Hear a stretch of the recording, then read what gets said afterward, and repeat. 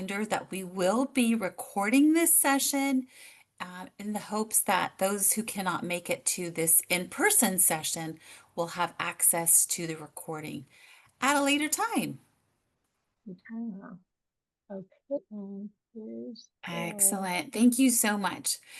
So you can see there's also a QR code if you would like access to the slide deck, and we will, oh, and Anu just put them into the chat. So please, if you'd like the slide deck, just click on that. And we're going to be hosting these 4 times throughout the school year, from 3:30 to 4:30 after school, hopefully for most of you. So I will go ahead and introduce myself. Next slide, please, Anu. My name is Amanda Turkey, and I work at Santa Clara County Office of Education as the School Library Services Coordinator. Anu, if you want to introduce yourself. yeah, sure. I'm Anu Gupta, and I'm the EdTech coordinator at Santa Clara County. And so you can see that we both have our email addresses there. And if at any point you have any questions, any thoughts, and you need thought partners, please feel free to reach out to us because that is what we are here for. We are here to support you and to make your work bigger, better, and more amazing. So Yes. please don't hesitate to reach out if you have questions, concerns, or thoughts. And we thought we would start today off by having you tell us how one way that you currently use AI, and it can be personally or it can be in your classroom. Now, today's topic is going to be AI in education. We're going to talk about guidance, policy, and your voice. And we have an amazing speaker for you today from the California Department of Education. But in the meantime, just to get our brains percolating a little bit, what are some ways that you currently use AI? Whether it's personally or in the classroom. I see that Mark says that he does image generation, thought partner. I love it. As a librarian who used to teach research skills, I used to tell my kids to look up, use Wikipedia not as a source, but as a springboard for other ideas. That's one of the ways that I use AI personally. Janie says Gemini storybook generator. I love it. I saw the usernames. That was a funny one too. I hadn't even thought of that. Generate anonymous usernames for students. Image generation in Adobe Express. Lists of reading questions. Love it. Fake name generator. Awesome. Thank you guys. Those are some great ideas. I'm going to pass the mic over to Anu, who is going to introduce our speaker for today, and I look forward to collaborating with you. Okay, so as you know, our topic today is about AI guidance and policies, and who better than to hear from someone who's at the heart of shaping California's education policies. So we are honored to have Katherine Goyette from California Department of Education, and she's here to share the latest updates on AI guidelines and policies that impact us. Kat is a computer science coordinator at California Department of Education, and she supports educators in implementing computer science, artificial intelligence, and STEAM. Catherine is a best-selling author, learner, and educational leader who advocates for inclusive educational opportunities for all students within the communities they reside. Catherine was a primary writer for California's inaugural computer science standards. She has been a keynote speaker, featured presenter, and a panelist for organizations across the globe on a variety of educational topics. So, without further much ado, Catherine, I invite you to take it over from me now. And Thank I'll you. stop sharing my screen. All right. Well, thank you. It's so good to be here with all of you. And I do have some slides that I'll share with you. I'll put them in the chat as well if you'd like access to them. I will be monitoring the chat the whole time, so please feel free to uh, interject with any comments or questions or anything in the chat if you have anything you'd like to add or any questions you have. So you do have my email address there on that first slide. And yeah, we're going to talk a little bit about guidance and policy and give you a chance to share your voice as well. So first, where are we at in California? Just and where have we been? So we do know that ChatGPT launched publicly November of 2022. And does anyone know how long it took to have over 1 million users?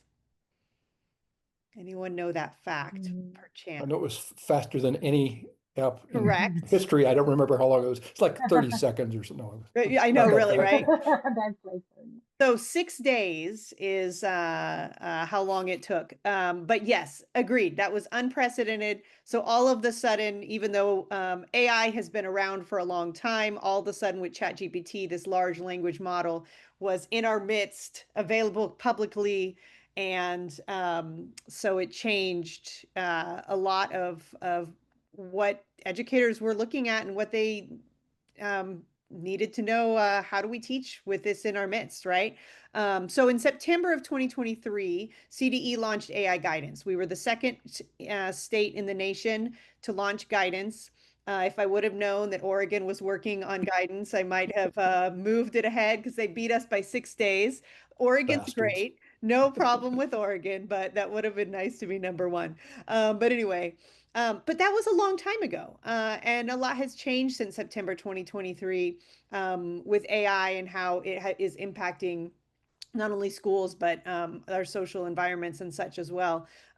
So there has been AI legislation that passed since then that is leading to some new guidance and some new directions. So that happened in winter of 2024. I'll go over that in a moment.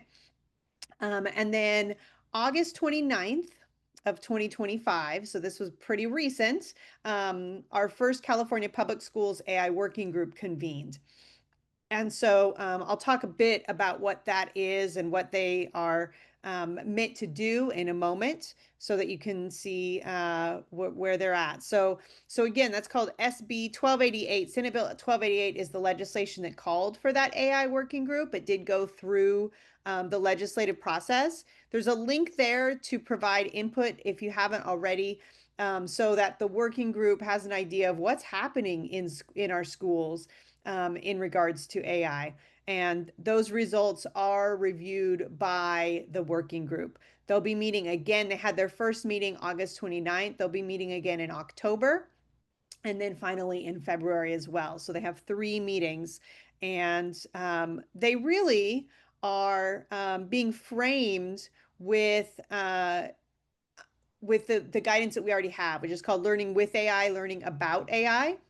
And so the focus is on building human-centered, equity-driven, and student-safe AI policies and practices in California schools is really what we're looking at here. So who is in that working group? You'll see here the map of the state. There are pretty much all regions of the state are represented. There's elementary, middle, high school, TK8, charter schools, there's small schools, large schools, union representations, post-secondary, both at UC, CSU, and community college, adult ed, LEAs, county offices, nonprofit and private sector. So a large range really worked to make sure there was a diverse group in regards to that representation. And then content specialty areas, quite a few of those as well. So there are members of that group that do specialize in AI, maybe perhaps an AI TOSA, for example, even an AI, a high school educator who's teaching AI in the classroom. But then we also have computer science, CTE, ELD, EdTech, ELA, math, all sorts of different content areas are represented there. So in August, really the job of the working group was to kind of assess the state of AI in K-12 education, say kind of what's going on. In October, they're going to be developing that AI guidance. So taking the guidance we already have and really building a more robust set of guidelines. And then developing a model policy for LEAs is going to be done in February of 2026. All right, so I'd love to hear what comes to your mind when you hear the term AI guidance or AI model policy. What are you thinking when you hear that? Yes, Mark, the dates for the meetings are October 20th and February 23rd. And I will say that again because I think you're writing it down. So October 20th, February 23rd. Confusion. All right. So hopefully guidance helps and doesn't hurt with that confusion, right? That's the goal anyway. All right. Anyone else? What do you think of when you think of guidance or of a model policy?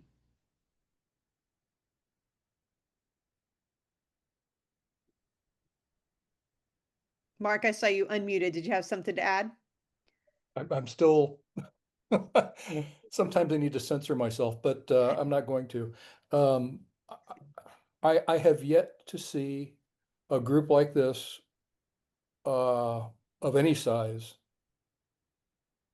take seriously the idea that we need to start asking ourselves really fundamental existential questions about what we are doing as educators and as education agencies. In other words, why are we here? And the reason we need to ask those questions are because of what I think are the likely effects of AI on society. And you know, I could go on for hours on this, and I'm going to stop myself there. But that's what comes to my mind. Yeah, yeah. I think it's difficult in a few one thing that makes it difficult is there's only three meetings and there's no funding for this particular uh, particular initiative, right? So that's Nobody said it was going to be one easy. challenge. Um, That's why they hired you, because it's right? hard. And it's difficult, but it's needed that we at least move forward and try to do something, right? So definitely agree, Mark. All of the we are- things being done need to be done. I right. just think it's incomplete. Absolutely.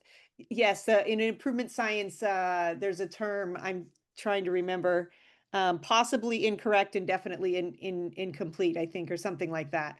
Um, It's and that's truly how everything is, particularly with AI, because it's moving so quickly and there are so many unknowns.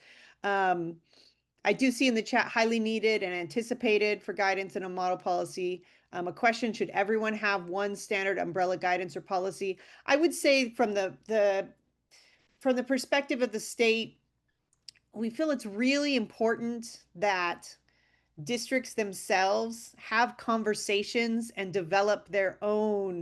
um, develop their own ethical use policies and their own version, so to speak, of guidance. There are school districts that have some have student guidance, parent guidance, teacher guidance, right? So because it's those conversations and asking those essential questions, Mark, as you're saying, that is really important. And so those conversations is really, really important. In regards to model policies, yeah, any policy has to be highly dynamic because it does change daily. All of a sudden, there's something new that you can do with AI that we hadn't thought of. And so it has to be able to be super flexible. Definitely agree with that, all those things for sure. Um, One thing that, that there are, Mark was saying we have to really evaluate what is our job as educators, who are we as educators. Very true. I do want to say that um, in our current guidance, something that's very important in our first foundational belief really is that human relationships are crucial and that technology cannot replace the value of a student's relationship with a caring educator who can connect on a human level. And I want to say too that the legislation calling for the working group that's happening right now is also extremely um, direct about making sure that this guidance and the model policy speak to the need to enhance and not supplant teachers and classified staff. So educators in general, and educator means, according to the legislation, means classified as well.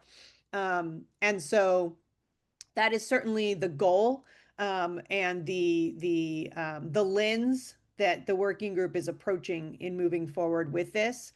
Um, and so just wanted to be real clear that that's definitely what our priority is there, so to speak. Other foundational beliefs there, while AI can unlock increased learning opportunities, including personalization and accessibility, prioritizing student safety is paramount and must be addressed prior to deciding on its implementation. We have to make sure that we are addressing student privacy and data security at the forefront. Thirdly, this kind of speaks to a little bit of the question about should there be an umbrella policy. As educators, oh no, that's the last one, sorry.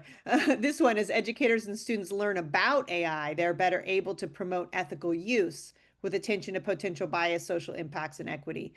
So education about AI enhances responsible digital citizenship. What we don't want is students who think that AI is magic, that believe that AI is a friend, all of these things that are happening. And so making the more that we teach our educators and our students alike about AI, the better off we're going to be in that. And then finally, that educational organizations really, we want them to foster ownership by developing their AI policies and guidelines so that there's that local partnership in the process. So there's another, and I do want to say as well, because I know there's educators on the call, and so there is, I am talking about how, yes, we all need to learn about AI and then we need to teach our students about AI. And you may be thinking, well, I don't even know much about this stuff. Like, and I just have so much going on. You've got to be kidding. How am I going to be doing all of this? And so I think I want to remind us of this. This reminds me a bit of when I was in high school and I was told by my high school teachers, do not use the internet for research ever. Well, then I went to college and I was expected to know how to ethically and responsibly use the internet for research. And I learned, and that's fine. I don't blame those high school teachers because it was so new, right? And they didn't really know what they should be doing in regards to teaching it. So what I'm going to say is, dip your toe in, start to learn a little bit, start to do just having the conversations with students is really important as well. Students want to hear from their teachers. They want to have conversations about this because they do need that guidance from teachers. And as Mark says, what teacher has not learned about a topic the night before teaching it? That does happen as well. So wanted to let you know about some other legislation. This is AB 2876 by Assemblymember Mark Berman, and it calls for future curriculum frameworks to consider integrating AI literacy into those curriculum frameworks. And when we talk about AI literacy, something that is when we look at the definition that was in that bill, these fundamental skills that are in our current guidance really speak to a holistic idea of AI literacy according to that definition. So the first one is that safe use piece. Then we have pros and cons, making sure that we understand how to leverage AI capabilities, but critique its inaccuracies. The social impacts of AI, definitely important, not just in education, but in all of society, and then demystifying and building that conceptual understanding of how these AI systems work. So what do you believe all students should know about AI? Just a couple things perhaps in the chat. What do you think students should know about AI? And we're not talking just about those students that are super interested. What do you think all students need to know about AI? Any ideas?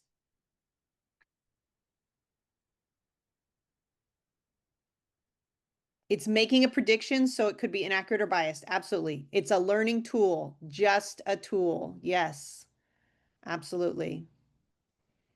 It amplifies systemic biases. Absolutely. Absolutely. Yeah, thank you for that. Let's think about safe use and what we want our students to know in regards to safe use. And this is something with data privacy and security that educators are saying is very important to them. I just decided to ask ChatGPT itself, are you collecting information about me? And who do you share this information with? Which I misspelled. You can see a typo there. And I was happy to see it said I don't have access to personal data about individuals until you keep reading, and it says unless it's been shared with me during our conversation, right? So how many of our students aren't thinking about the fact that if they use AI as a therapist or for legal advice, there's no confidentiality there, right? This is not something that is a wise decision. I do know AI is tracking and taking all of my data because I use Stitch Fix and they send me a box of clothes and then I like tell them why I like something, yes or no, and why not. Well, what happened is the AI algorithm got so good that now I'm wanting to buy the whole box. I like everything in the box. So I had to slow it down. So, you know, it takes our money too. But this happens with social media with our students. So I'm not going to go over all of these, but you'll see some of these considerations for educators and leaders. And you'll see some graphics that look kind of like this. That's taken from our AI resource guide that's on the website for the guidance that you can look at.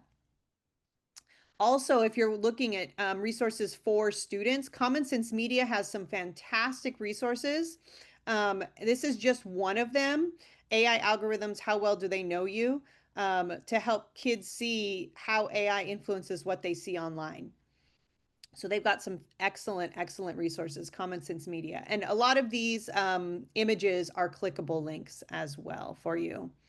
Again, this is from that resource kit thing, guiding questions that you can think about as you or as your district or as you're in your classroom as you are thinking about moving forward with AI.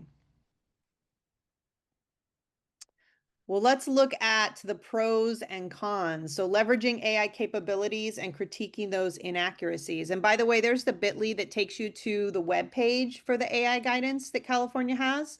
Not only does it have this resource kit, which you'll see lots of screenshots of, but there's also, I think it's 28 recorded webinars. It's quite a few of all different topics that can be helpful as well. So definitely feel free to check that out. I would encourage that. So AI is a little bit like a dog in that it wants to make you happy.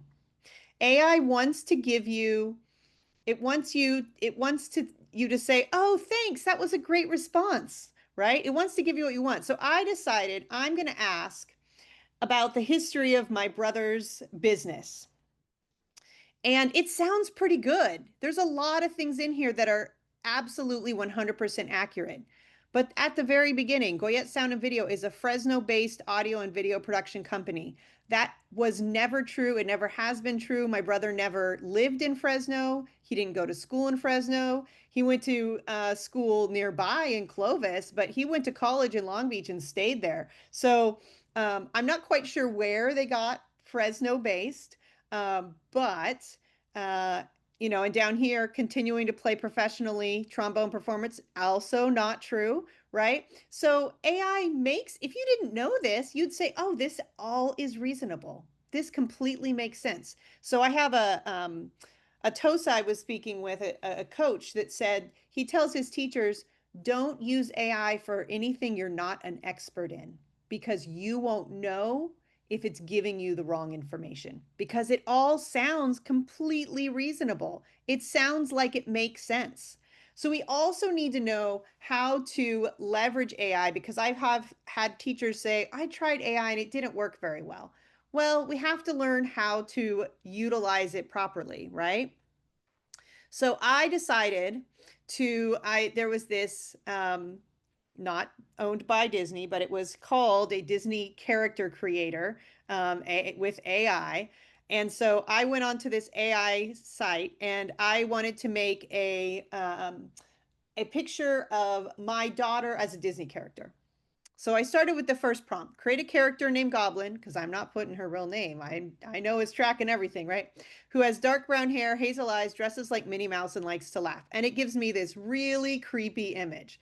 I could have given up, but I decided to keep trying. My second prompt, I said, create a Disney princess with dark brown hair and hazel eyes. A little better, but she was 2 at the time.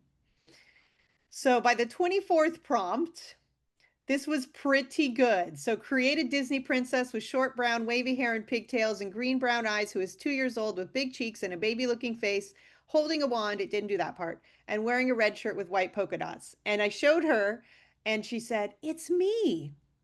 Because here's a picture of my daughter. Isn't that uncanny?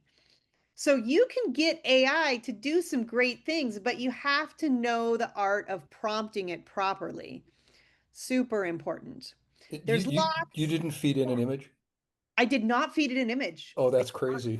Right? Yeah, yeah. So, oh, that's a good point, Mark. That these large language model architectures were designed to generate conversations. That facts, whatever. That's not really their. That's not their job, right? Oh, Yeah. Mhm. There's lots. Yeah. what's statistically probable. Right, exactly. There's lots of prompting things out there. This is a real short, brief one you can remember called RAD that Scott Moss, who formerly was at LA County Office of Ed, had come up with. What's your role? So I am, for example, I am a sixth grade teacher.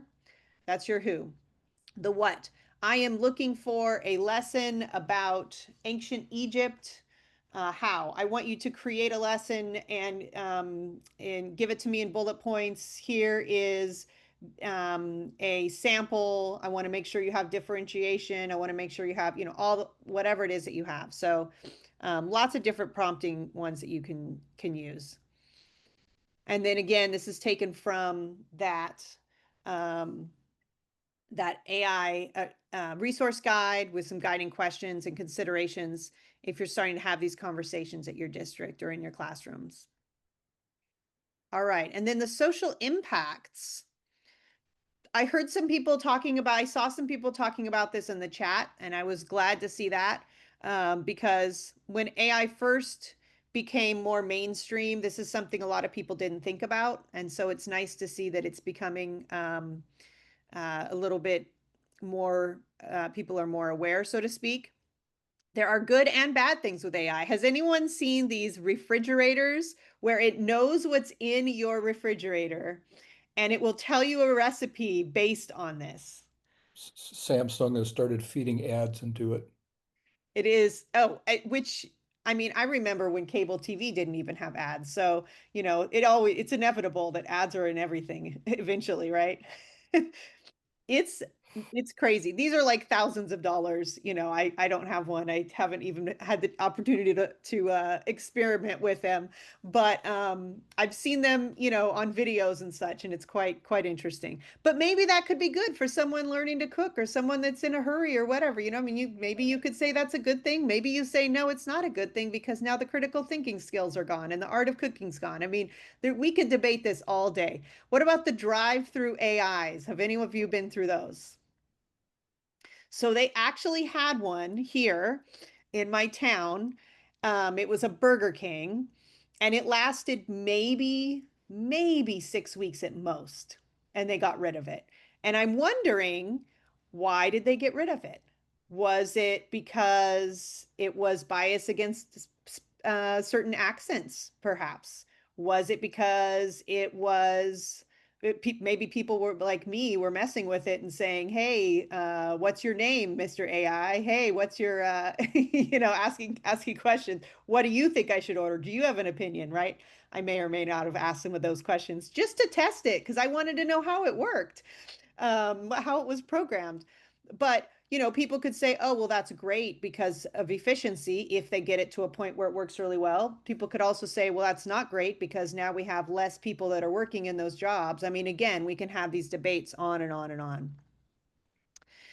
And now, of course, we know as well that there are students that are in need of services and need of mental health services, that are in need of socialization, that are going to AI chatbots for friendships, so to speak, right? So Common Sense Media, again, does have, and these are short. So I know some of you, if you're thinking, well, I don't have time to teach AI, 15 minutes. Here's a 15-minute lesson that you can have. It has everything ready for you. It's got the slides, all the things. But definitely something that we want to have our students really start to think about and start addressing. This one is a video of a Tesla driver who is asleep at the wheel. So here's another social impacts thing that you could show this to your students and have some conversations here as well. At the same time, is that That's definitely not, I'm not saying that's a good thing. But at the same time, I also don't think that drunk drivers are a good thing, right? So are the Waymo taxis, for so to speak, safer than that? You know, some people won't go in them, some people will. I mean, again, we could debate this all day long, but really the point is we want to make sure that our students are able to have these conversations. So again, guiding questions and considerations as you're moving forward, starting to think about these things. And then finally, demystifying, building a conceptual understanding of how these AI systems work. Because again, we don't want students growing up believing that AI is their friend, right? So to speak. So understanding there's input, there's training input, then there's new inputs. What happens in the middle, in the hat there, is not magic, it's math, it's prediction, and then there's an output. Has anybody seen this new, this is about a week and a half old. Google now has this new game for middle, it's meant for middle schoolers. It's called AI Quests, and it's pretty cool. They go through and they, as they're going through this game, they learn how to clean data. They learn about the fact that the more data they have, the more accurate a response they're going to get. It's pretty good. I went through Oh, a great. bit of it, but it's a great one. Did someone have something they wanted to add? I think Sarah had some background noise. Okay, no worries, no worries. Yeah, so this is a great one. I just showed this to some tech leaders in Southern California, along with quite a few other resources, and this was the big hit. This is the one that everyone enjoyed the most. So if that's any indication, that's definitely something you may want to check out. There's also, if you want to go a little deeper, there's this great website, Machine Learning for Kids, that really shows, particularly like in a computer science course, but really shows kids more detailed ways of how machine learning works. And lastly, of course, we have the AI resource kit guide here from for this demystify portion of the fundamental skills. So the guiding questions and those considerations. And there's tons of other resources as well. If you are really looking at how do I get students to understand how AI works, but guess what? How do I do it in a way that actually aligns with something else I'm already teaching? So these hands-on AI projects for the classroom, these are from ISTE. And so many of them are aligned to other standards as well. So there might be ELA standards or mathematics standards. So students are learning about how AI works, but they're doing it while they are working on a content area that you already teach. There's also this AI ethics curriculum for middle school. There's AI for CA, which has lots of grade banded lessons on the website there. And then there's this AI project dashboard for high school students as well. So those resources are on slide 34. Again, here is the link to the slide deck, so you can check those out. I was sharing these resources and others yesterday at a webinar, and the ISTE resources here that I talked about, these hands-on projects, were pretty popular. So again, if what other people think is any indication for what might be something you might like, those ISTE ones might be worth looking at. Now, if you're looking to learn on your own, there is a California Educators Together statewide AI group. There's generative AI, there's Gemini, there's even a Gemini certification now that I've heard good things about. These on the bottom, Microsoft has an AI course. I really like the IBM AI Foundations one because not only does it really teach you a lot about AI, but it gives you a lot of resources for your students as well. So that's one of my favorites. And then ISTE has a great AI explorations for educators, but that one does cost money. So all the other ones are free, but that one does cost money. But I've heard so many great things that I decided to throw it in there as well. So I'd love to just hear what all of you are thinking. Um, what are your biggest concerns or challenges in regards to AI? So whether it's in the chat or whether you want to unmute. I would like to ask a question, which Yes, I just please. think about from the vantage point, and I think, Mark, it's perfect that you're on the call as well, because I just think about my English teaching days. And I think about all the times that I cursed my IT team, no offense, but because things were blocked or, and I felt like there were a couple things. I felt like one, that there were a lot of obstacles to the use of certain now, and this was way before AI, you guys, but there were a lot of blocks and obstacles, and oh, the district won't allow us to get onto that.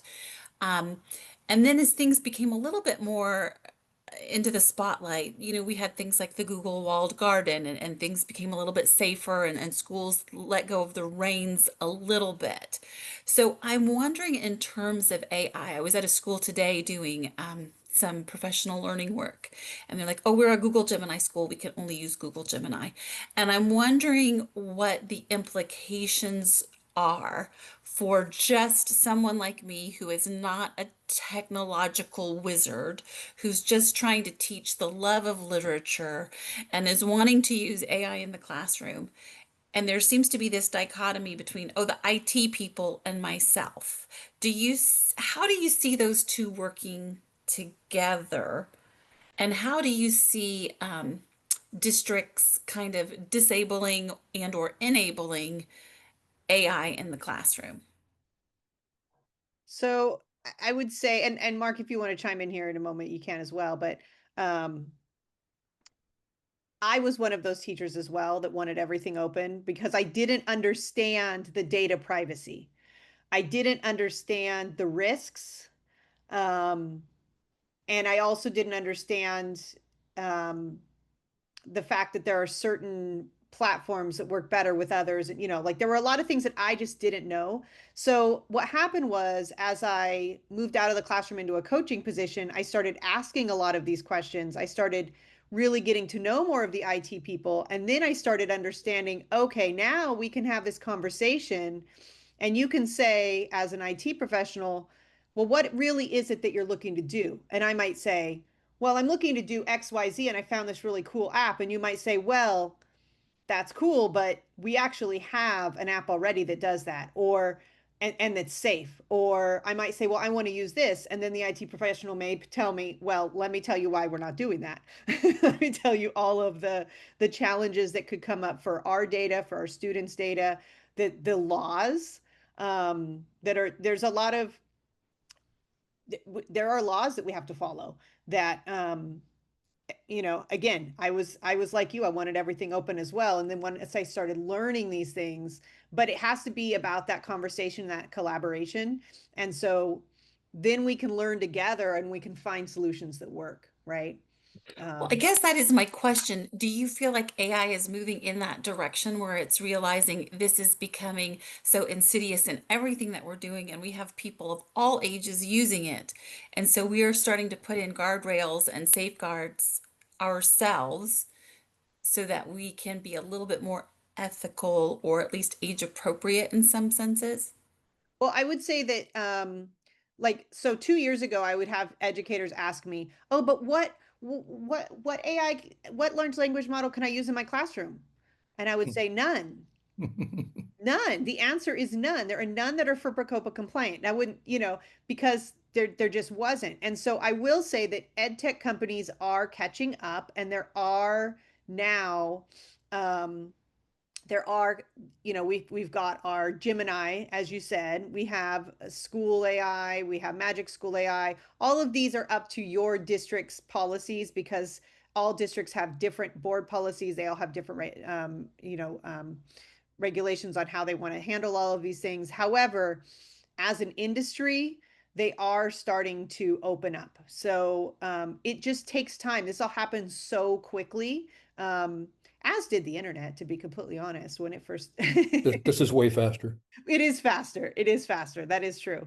I mean, we've got now there's meta glasses, there's agentic AI, like there's all these other things people haven't even started to think about with classroom what that's going to look like in the classroom, right? So, but they are starting to catch up for sure. So You thank know, you for that you question. know, Go ahead, Mark. Amanda, oh, by the way, Alice and I have the same job title in the Cupertino Union School District. So it's not just me. Um, there's a couple of different approaches by AI organizations, excuse me, not AI, but by IT organizations. And they can be organized different ways. Like, for example, it's very unusual. Excuse me, let me back up. The most common way for IT to exist in a school or organization is to be centralized, typically at the district offices. And then if there's issues, people will call them or email them for help. In my district, all of us in every single school has a me sitting there. I work at a middle school. Alice works at an elementary school. And we are right here to serve our student body and our faculty. And we and that changes us. Um, in my personal case, I didn't come up through IT. I'm a former journalist. I didn't get into this until I came to work for this district. It was just a mere happenstance. So I'm kind of coming at this from a, "Oh, what do you mean we can't do that," sort of thing. But on the other hand, I do work in IT, so I do understand why. We did a tabletop exercise one year where we ran a simulation of a cyber attack on our district. My role, just by chance, happened to be the person in charge of the whole district for cyber. And it was what happened was in the simulation, somebody somewhere clicked on the wrong thing, and the internal uh, structure of the district got attacked. In about 15 minutes, we realized we were screwed. It was terrifying. We knew that the best thing that was going to happen to us is that we were on the hook for millions of dollars. And that's why IT departments often say no, because the risks are tremendous. If your IT goes down, you're back to whiteboards and that's it. You can't even ask for a janitor because the phones are now running on IT on Thank the you internet. so much, both of you. I appreciate those answers. I absolutely understand what you're saying in terms of safety and precaution. I just wonder sometimes if we're so busy pushing out to educators, use AI, use AI. It's the way of the future, but then they don't really truly have the mechanisms to use them in the classroom. The biggest dangers are what Kat touched on earlier are students using them for human contact as a substitute, because there are a lot of kids in need for that who were in need even before AI, and they're jumping on this, and it's tremendously dangerous. So when we're talking about getting kids, when we're talking about AI literacy for kids, it's not just about use. It's only a little bit about use, to be honest. That's why the very first fundamental skill is safe use, because we need to understand data privacy before anything else, right?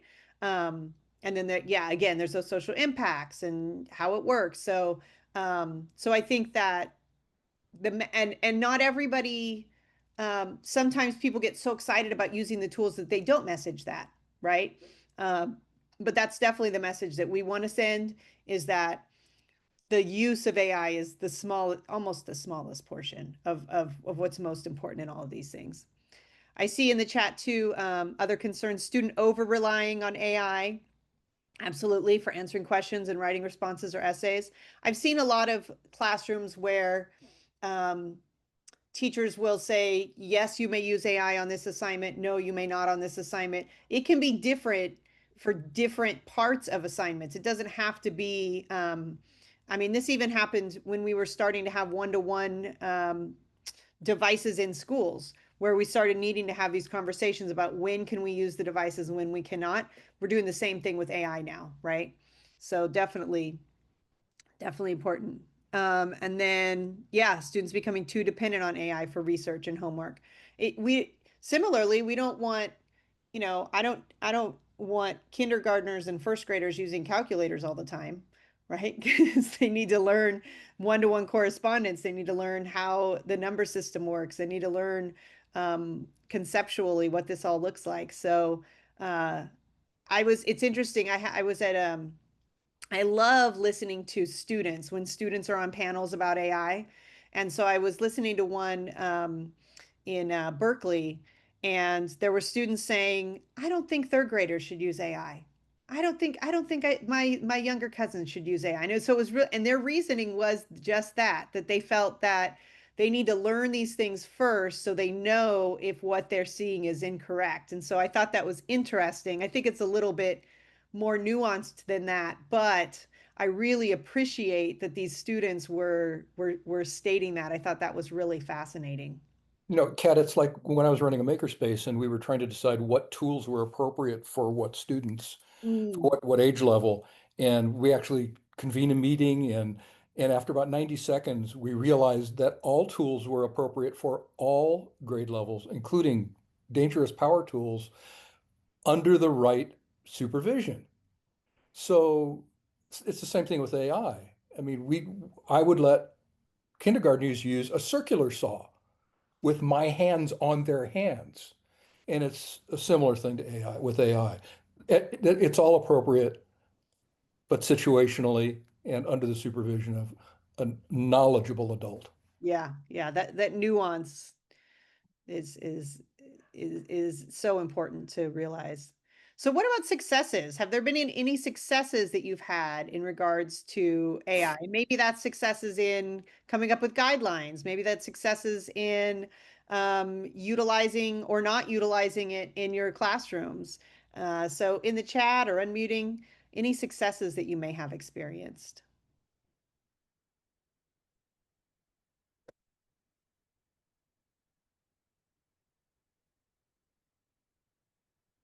Oh, student engagement. All right, that's great. Oh, I love this. Sarah has students using Teachable Machine to create classifying AIs and robots that follow their movements. That is amazing. If you all have not checked out Teachable Machine by Google, um, Google created this essentially, you can train a machine to recognize things, and it's fantastic. So thank you for sharing that. I appreciate that. The successes may be hidden in the classrooms, Mark says. No, I mean, because I think teachers are so busy that even if Yes. they do a cool thing, they don't may not remember to share it out. Yeah. Yeah, it's a great point. Absolutely. Yeah. See, this is why this sharing is so great, because then something like Teachable Machine came out. I hadn't even put that in this particular presentation, so thanks for that. Absolutely. All right. Any others? Oh, the everyday curriculum from Harvard. Okay. Awesome. Thank you for sharing that, Sarah. Fantastic. I'd love to see, so the AI quests from Google and the Common Sense Media AI literacy lessons are relatively new. So I'd love for people to try that and see if that's, if we hear about that in chats as well in the future, if people like that one. So for sure. Absolutely. All right. Well, I know there's a little closing as well, and it seems like the conversation seems to perhaps being slowed down a bit. I do want to thank you for all that you do. This is a challenging time in education. I appreciate that you're here. That means that you are wanting to do what's best for your students. And so definitely want to thank you for that. I'm going to go ahead and stop sharing and turn it back over perhaps to Anu, I believe. Yeah, thank you, Kat, and thank you so much for walking us through the foundational beliefs of AI from the resource kit and also asking those thought-provoking questions. They were so, it's all in our minds, and no matter how much we discuss, we always, don't have the right answer, but it's it's important that we talk about it because we sometimes come up with solutions ourselves when we talk about it. So these are all burning questions, and they keep, they're not going to go away. I feel we're going to keep visiting them and keep brainstorming and how to solve this. And thank you for sharing all these latest resources. They keep popping up. So it's good to keep a pace with what's happening. And that's the whole point of our COP, community of practice, that we come together, we talk, we, face the impact of AI on education together because none of us have been trained in it. We are all in it together and battling it and, trying to find how we can leverage it to our advantage because it is amazing. It is amazing what it can do when used correctly. So thank you so much for getting us started. And I'm going to share my screen to get our okay, well, we will be diving into how it connects to the computer science standards and how it can be integrated into teaching. And we'll be back with an incredible speaker who will share some practical resources and strategies for introducing AI to our K-12 learners. We are in conversation with someone, so hold on tight. We will let you know and share with you who that amazing speaker is. But I think it's a great, transgression from just starting about the guidance and policies and then moving on to how we can integrate it and how we can start teaching about it. The link to our fly is right there, and our time is again the same, 3:30 to 4:30 p.m. And um, Zoom link, I hope it is gonna work. I mean, the link to the flyer and the registration, I know there was some problem with it. Hopefully, you will not face that anymore. And I'm going to move on to the next slide. And your feedback. We would love to know how it was today, what worked for you, what you would like us to improve and get better at. So please take a minute to fill in this survey. We would love to hear your thoughts on our session and what we could do more and bring other topics to you. I'll give you a minute to do the survey.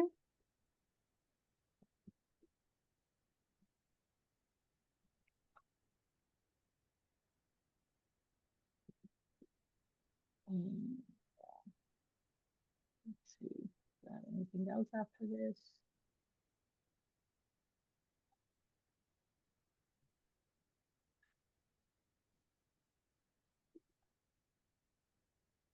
And other than that, I don't have anything else. But thank you so much for coming. And, at the end of the day, it's great to see you all. We should continue to meet. Please come. Please share with you any other, resources you come across. We are all in it together, and we would love to hear what's going on in your, field, in your schools and districts, and what are you facing? What are some current challenges and successes. So please stay in touch and we'll come meet again on November 19th. See you all then. Thank you so much for Thank you being so here much, today. Have a everyone. great Bye, everybody.